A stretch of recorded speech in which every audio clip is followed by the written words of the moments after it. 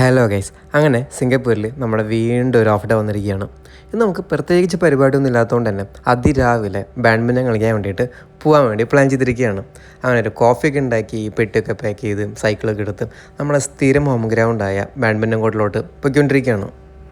പോകുന്ന വഴിക്കും സ്കൂളിൽ പോകുന്ന കുറച്ച് പിള്ളേരൊക്കെ കൊണ്ട് കഴിഞ്ഞപ്പം പണ്ടത്തെ കുറേ നൊസ്റ്റൊക്കെ വന്നു കേട്ടോ. അങ്ങനെ കളിയൊക്കെ കഴിഞ്ഞ് നമ്മൾ നേരെ തൊട്ടപ്പുറത്തുള്ള കോമളാസ് എന്ന് പറഞ്ഞ പുതിയ റെസ്റ്റോറൻറ്റ് സ്റ്റാർട്ട് ചെയ്തിട്ടുണ്ട്.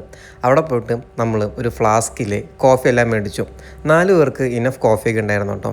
അങ്ങനെ കോഫിയൊക്കെ കുടിച്ച് നമ്മൾ പിന്നെ നേരെ തിരിച്ച് വീട്ടിലോട്ട് പോയിക്കൊണ്ടിരിക്കുമ്പോഴാണ് ഇതുപോലത്തെ വലിയൊരു വണ്ടി കണ്ടത്. അങ്ങനെ ആ വണ്ടി കുറച്ച് നേരം നോക്കിയിരുന്നിട്ട് നേരെ വീട്ടിലെത്തി.